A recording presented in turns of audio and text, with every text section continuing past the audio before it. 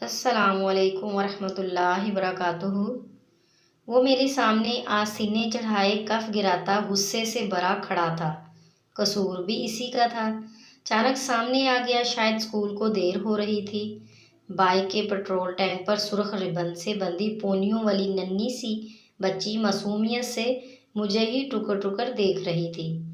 بچی کا باپ بکھرے بالوں اور پچکے گالوں میں زندگی کے نشیب و فراز اور حوادث زمانہ کی تصویر تھا۔ جلدی سے میری جانب بڑھا اور گریبان سے پکڑ لیا، قبل اس کے کہ میں سنبھلتا میرا منہ طبلہ کی تھاپ کی طرح بج اٹھا۔ بچی کا باپ زور سے چلایا، جاہل کے بچے دیکھ کر نہیں چلتا، لگ جاتی تو۔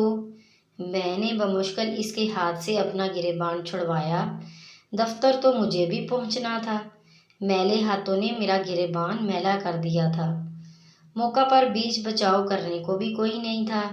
اس کی بیٹی ننھی منھی آنکھوں سے مجھے ہی دیکھ رہی تھی، مبادا کوئی خوف کی لکیر گالوں سے آنکھوں تک پہنچ جاتی۔ میں نے کہا، دوست معافی چاہتا ہوں، مگر ایک لمحے بات سنو۔ وہ ٹھٹک گیا اور بولا، ہاں بھونک۔ میں نے اس کے کندھے پر ہاتھ رکھا اور ایک جانب ہوتے ہوئے کہا، یار بیٹی کے لیے سب سے بہادر اور ناقابل شکست مرد اس کا باپ ہوتا ہے نا؟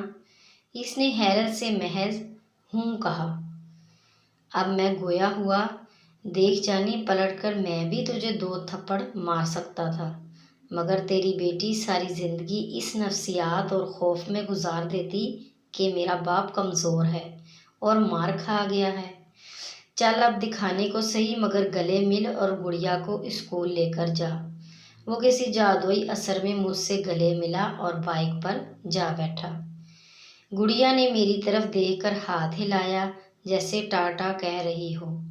اس نے بائک سٹارٹ کی اور جانے لگا، مگر رک گیا اور پلٹ کر کہنے لگا، سوری بھائی، اور ہاں شکریہ۔ میں نے دیکھا اس کی آنکھیں نم تھیں۔ 4 گالیاں اور 2 تھپڑ کھانے کے بعد میں نیا سا محسوس کرنے لگا۔ مزید اچھی سی ویڈیوز کے لیے ہمارے چینل کو سبسکرائب کریں، لائک کریں اور شیئر کریں۔ شکریہ۔